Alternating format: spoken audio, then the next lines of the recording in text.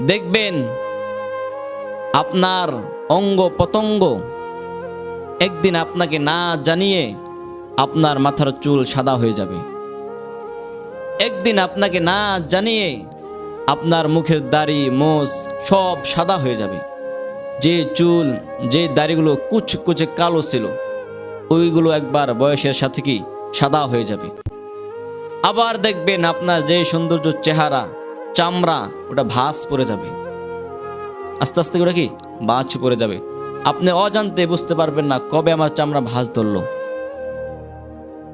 যদি টাকা পয়সা চেহারা যদি একটু দাম্ভিকতা আসে, একটু যদি অহংকার আসে, তাহলে আপনার 70 বছর 75 বছর বয়সে দাদার কাছে যান, তার হাতের সাথে আপনার হাতটা একটু মিলান, তার চেহারার সাথে আপনার চেহারা একটু মিলান।